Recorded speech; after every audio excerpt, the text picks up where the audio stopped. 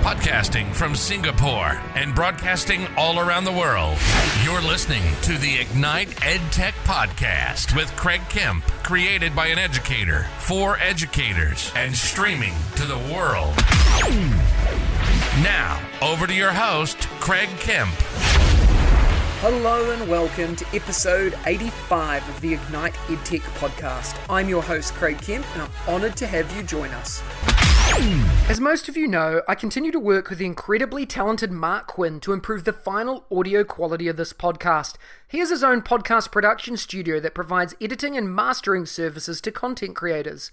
To connect with Mark, please see the details in the podcast notes below. Last week, I asked you about portfolios for educators and adult learning. Thank you for your thoughts and ideas. So many of your ideas and thoughts aligned perfectly with our thinking and research at EduSpark and what we're building to support educators in their learning journey. We can't wait to share more soon, so watch this space. This week, I wanted to ask you about your ecosystem for learning. What tech stack do you use, and what do you love and dislike about it? Let's talk Google, Microsoft, Apple, and everything in between. It's time to be honest and open and share the facts. I'd love to hear from you. Please share with us via our Ignite EdTech social streams. I look forward to hearing your responses soon. A tool that has positively impacted the authentic and purposeful use of technology into classrooms and meeting rooms that I have worked in is PeerDeck. PeerDeck is an interactive presentation and lesson delivery tool that can be used via the web or as an add-on or integration within a variety of other programs. Students join teachers' PeerDeck sessions with codes and then use their devices to follow along with their teacher's slideshow on a classroom screen. Additionally, in a paid premium plan, students can complete student-paced decks in class or at home. With in-person delivery, teachers can pause at points where they've added one of several different question types, including drawing, dragging, text, number, and multiple choice. Teachers can view students' responses to these questions immediately, either one at a time or in a grid view, as well as share the results anonymously on screen for all students to see. Additional features allow students to review and respond to daily news articles, create flashcards with drawings, play games, and practice responsible digital citizenship. Depending on whether they have a free or paid account, teachers can also have handy controls over the student experience. For instance, teachers can lock presentations from student contributions, project student answers, and much more. I love PeerDeck and the development that they do by listening to educators, looking at integrations, and changing their product to best support student and adult learning. I highly recommend that you take a look at the link in the description below, Peerdeck.com. Last week, we talked about digital portfolios for educators. If you're interested in learning more, go back and listen to last week's episode. This week, I wanted to talk about digital ecosystems. As a Google and Apple fanboy, I couldn't imagine moving to a different ecosystem. The change, I think, would be too much for me to handle and develop again. I have such a good flow with the systems and tools that I use now, and I struggle to comprehend what it would be like if I didn't have a choice. Maybe you're in a situation like my good friend who recently moved from Asia in the international school environment to a school in Australia. His classroom was on fire using Apple hardware and Google software while he was in Asia. He had his routines nailed down and knew how to get the best out of his students each and every day using technology to add value to learning. Then, a big change, moving to Australia and a complete change of ecosystem, and that feeling that we often get of professional downgrading. That feeling we get when we change a technology or something else and it just doesn't meet our expectations. I'm sure you've had it. I know I have. I know that he's doing fine and going to be fine because he's one of the most committed and talented educators I've ever had the pleasure of knowing. But the journey to learn something new and not feel like you're hitting the same levels of before because of the tools you're using is not easy. I know the feeling, and it's something that's common and often finds us spiraling down because of an unexpected change. So how do we move beyond that feeling? My feelings are that the only way to move forward is to embrace change and make the most out of opportunities, turn students into expert learners, push boundaries like you've never done before, try new things and push yourself and your learners to be different, learn differently, and ultimately accept that while the change hasn't been ideal, you have made the best of the cards you're dealt. Technology is a tool to add value to learning. The amazing teacher behind this learning is still there, so keep this energy and power alive. Utilize technology when and how you can, but empower your learners with that power of an incredible teacher that hasn't changed.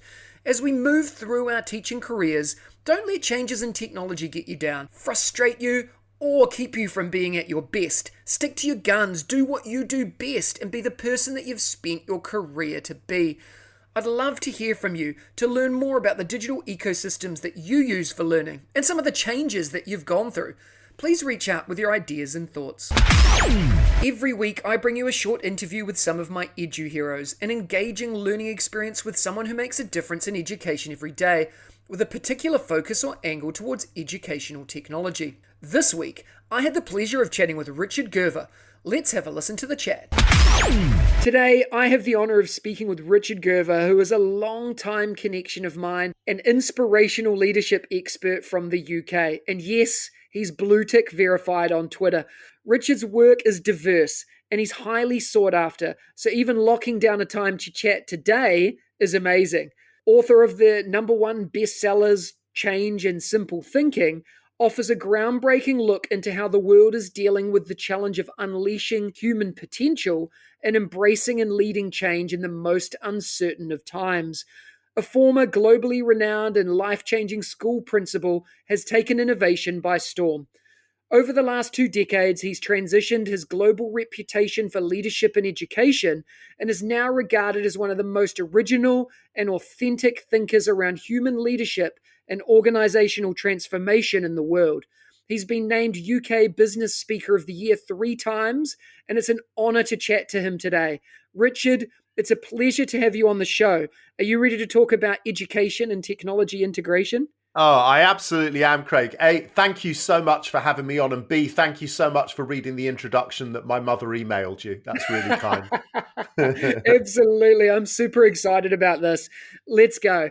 Why don't you start by telling us a little bit about your current role and what inspires you to do what you do? Well, I mean, my role really is the same as it's been for the last 14 years or so since I left my job as a school principal. And increasingly, that's been my passion and fascination with helping people understand change on a personal level, on a professional level, through leadership. And of course, over the last couple of years, with the horrifying events that we've all been victims of one way or another through the pandemic, and of course now what we're witnessing in Ukraine, I think, that passion, that commitment to supporting people through change and uncertainty seems more salient now than it ever has been. So really, that's where I'm at. That's what I'm doing. And what inspires me, I think, more than anything, is absolutely believing as an optimist in the future and believing that we're on the cusp, despite the darkness we're seeing and living through right now. We're on the cusp of the next great human renaissance. And I think, as educators particularly, if we're cognizant of that, the way we work and lead education for and with our students could mean the difference as to how quickly that renaissance occurs. Yeah, you've summed it up so nicely there, Richard. It really, has got me thinking about what we can do that is better to really shake up and change the way this happens. And you do a lot of work across multiple spaces, as I've highlighted already. But one of the things that interested me is your work as the president of the UK School Library Association. What inspired you to lead here, and what are you doing in this space? Oh gosh. Well, I mean, it came to me by accident, I have to be honest, and it's a voluntary role. They approached me actually not long after COVID really hit here in the UK, so around March 2020. And they had an outgoing president who'd served his 3 or 4 year term. And they said, we'd love you to get involved and to see if you can help us with your profile to raise the importance of school libraries. And of course, actually, what's been perversely, there probably could never have been a better time to get the message across, because over the last couple of years, as all our schools have closed all over the place, as there has been what also has been exposed, I think, is the extraordinary limitation of access to technology for so many of our children around the world. You know, for me, the passion is, first of all, it's about digital access. It's also about analog access. You know, so many of our kids over the last couple of years have been denied the opportunity to what a great library offers and what great librarians offer. But there's another thing as well, which I think we've seen creeping in over the last decade or so, but has been profound in the last 3 or 4 years. And that's helping young people truly understand the complexities of social media, of misinformation, and how we can give them the skills they need to ensure they know what they're immersing themselves in is actually stuff they can censor for themselves. So all of those things for me are reasons why becoming the president of the School Libraries Association was both an honor and a privilege, but also something that I think is so incredibly relevant. And also, I think because of my background as a teacher and a school principal, we need to help school leaders understand the profound connectedness between a really well-run library, both digital and analog, and how that can truly impact on the quality of the education in their schools. I love what you've talked about there, Richard. I really do. And I think it's going to be particularly interesting for our listeners to reflect on what that looks like in their school and in their context, because as we know, it's very different depending on where you are and where you're listening from. And I'd love to hear from them as well about their experience with libraries. I've been through this as a director of technology and innovation in a large international school around the idea of what does a future library look like? You know, do you get rid of all the books? Do you keep all the books? Do you bring in technology? Do you not bring in technology? And they're all really relevant conversations to have that are quite context specific. So I'm really interested to hear about a global perspective on this as well. So thanks for highlighting those things. You also have a course on EduSpark.World, and you've been a huge advocate for us, and we love amplifying your incredible work to the world. Tell us a little bit more about your course and why listeners should jump on and learn here. Well, first of all, I just want to say thank you, Craig, to you and the team, because I think EduSpark.World is honestly a game-changing resource. You know, one of the things I've always been passionate about when it comes to digital technology is how we use digital technology in the education space to democratize learning. And of course, that isn't just for our students, but it's for our hardworking and committed professionals around the world. And I think what you've done and what you're working on is truly very, very special. So the work around change has always fascinated me. And of course, that doesn't come from a wider context. It actually comes from my own experience and life as a former teacher and school principal, and a fascination with why in education, all of us desperately want to do the right thing for our young people, but we feel so exhausted by the very word change. So many of us in education are so driven down by that top-down approach, by the constancy of the silver bullets that are being fired our way, by the next new initiative we're being told we have to implement. And I think when you guys came to me and said, look, what do you think? For me, I really, really wanted to share my thoughts, experience, and understanding around change, the nature of it, why we find it so difficult and daunting and complex and exhausting in our schools. And most importantly, how we can find a way to not necessarily be better at it, but to embrace it more. And I think a lot of what I try to do on the course on EduSpark.World is, first of all, help people to understand, but then also to help them recalibrate it and help them find ways to feel more in control of the change and development in their classrooms and in their schools. Because, you know, that's really the thing about change. People don't mind it if they feel they're being proactive rather than reactive, if they feel they're being active in the participation of that change rather than being victims of it. And so really that's what the course is about, trying to explore on a deep human level what it means for us as educators living in the world we live in right now. Yeah, and everyone that's I've chatted to that have come in contact with your work and your course and your books, totally inspired by that. And I think one of the things that we're trying to do in EduSpark that you've alluded to is how do we actually make change? It's all well and good talking the talk, but we need to walk the walk, and we need to actually focus now on that transfer of learning. How do we transfer that learning and make that change? So I love that things that you've talked about there with that change element and what we need to do now, because we're in this phase in our world that you started off with, that if we're going to change, now's the time to change. It's the perfect opportunity to jump on board and do that. In addition to everything else you do, Richard, you're also a published author. Tell us a little bit about your books and why we should be checking them out. And I know that, you're a very humble person. You don't like talking about your own stuff, but I think it's really important that our listeners learn about the wealth of information that they can get from you. So tell us a little bit about those books. Gosh, thank you, Craig. That's anytime, it's really funny, just to any of you out there that have never written a book or haven't yet written a book, to hear yourself described as a published author, no matter how many books you've written and over how many years, is still an incredible kick, honestly, I have to tell you.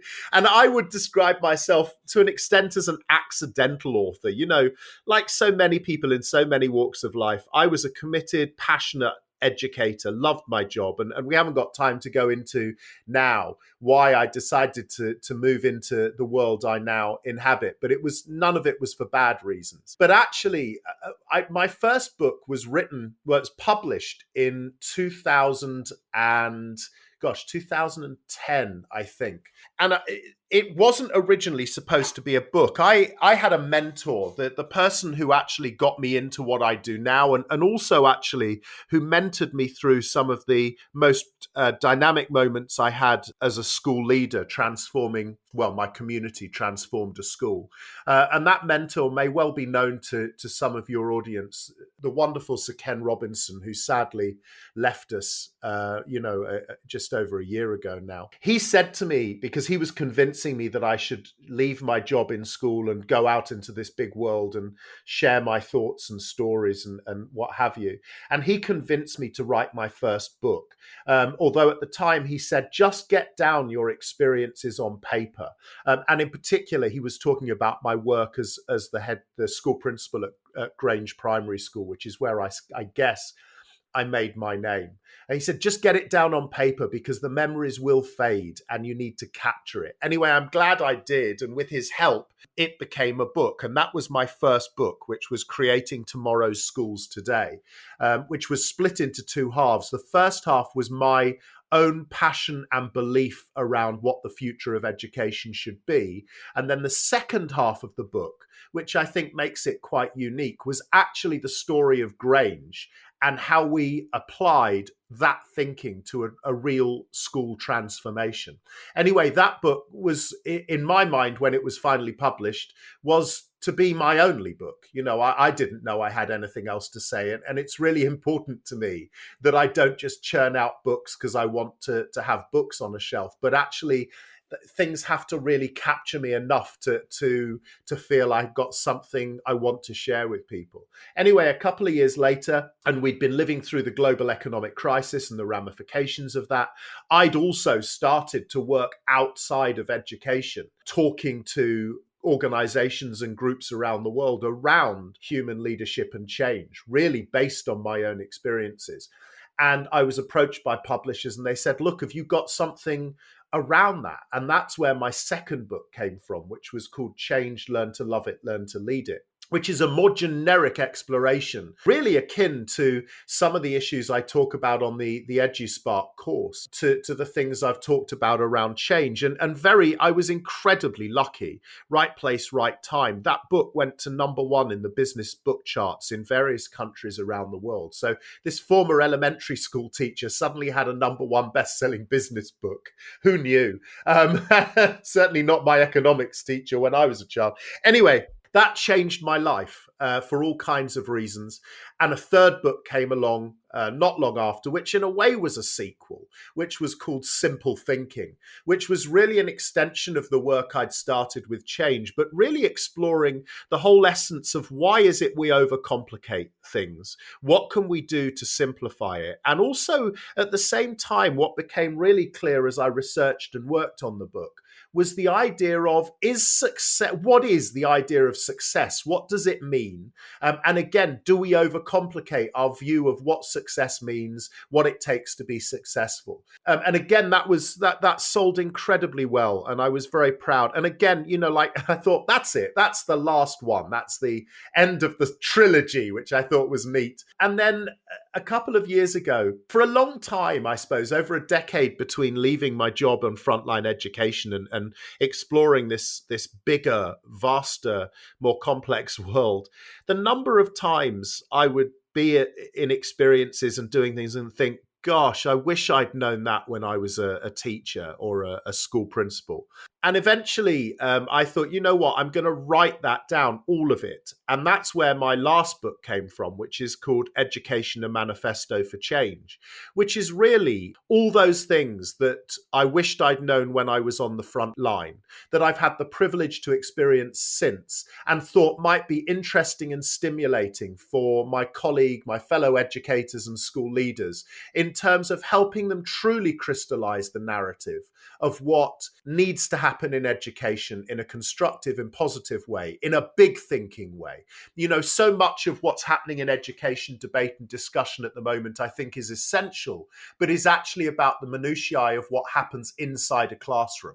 And a lot of it actually is based, which again, I totally understand, on making the system increasingly efficient. But we do need to lift our heads above the parapet. And I hope this book helps do that in saying, look, I understand what we're doing and why we're doing it, but in the long term, do we not need to think about transformation to ensure our children are genuinely better equipped for a world that is increasingly uncertain, increasingly changing, that technology will have a profound impact on, particularly things like AI?